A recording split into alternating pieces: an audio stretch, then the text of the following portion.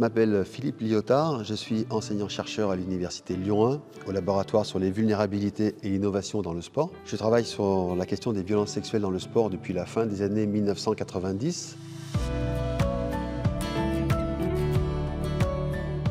Alors, les violences sexuelles sont caractérisées assez facilement par le code pénal, même s'il n'y a pas de rubrique violences sexuelles, mais elles couvrent une large palette qui vont de l'outrage sexiste, c'est-à-dire le fait d'imposer, donc il y a toujours la notion d'imposition dans les violences, d'imposer des propos ou des comportements à connotation sexuelle ou sexiste qui portent atteinte aux personnes, ou bien qui créent une situation intimidante, offensante, en fait une situation qui fait que la personne va être mal à l'aise. C'est une contravention qui peut se transformer en délit si jamais c'est fait par personne ayant autorité.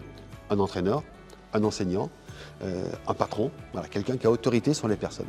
Et sur le sexisme, aujourd'hui à l'échelle internationale, au niveau de l'Europe, mais aussi au niveau international, il y a une volonté aussi de considérer les violences sexuelles comme des violences sexistes, parce qu'elles s'exercent principalement sur les femmes, ce qui fait que les femmes, en tant que femmes, sont plus vulnérables parce qu'il y aurait une sorte de perception qui serait légitime de s'approprier leur corps.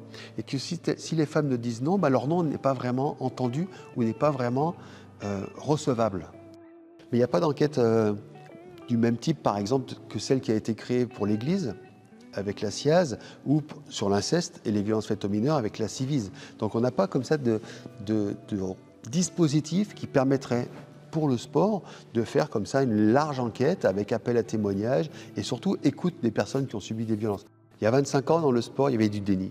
Par ailleurs, ce que je retrouvais à l'époque, début des années 2000, fin 90-2000, on voyait systématiquement une sorte de défense des agresseurs. C'est un bon sportif, c'est un bon entraîneur.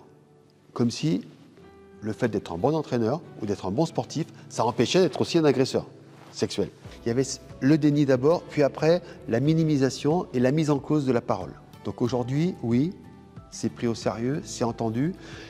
Les institutions, les collectivités sont parfois un peu démunies, elles ne savent pas forcément toujours comment agir, mais il y a un souci, il y a une vigilance collective, il y a un souci d'agir, de protéger les personnes. Et surtout, ce qu'a apporté MeToo, c'est le fait de dire « je te crois ». Et ça, c'est quelque chose d'incroyablement important.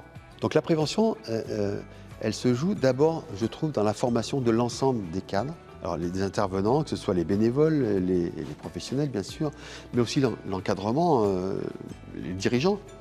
Il y a de la sensibilisation qui se fait, il y a plein d'associations aujourd'hui qui font du travail de sensibilisation à la demande, qui interviennent dans les clubs, etc.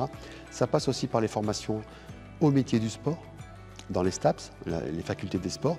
Et puis surtout, le ministère des Sports, sur son site, toute une série d'outils qui sont disponibles et qu'on peut s'approprier, qu'on peut utiliser aussi en fonction de ce qu'on veut faire.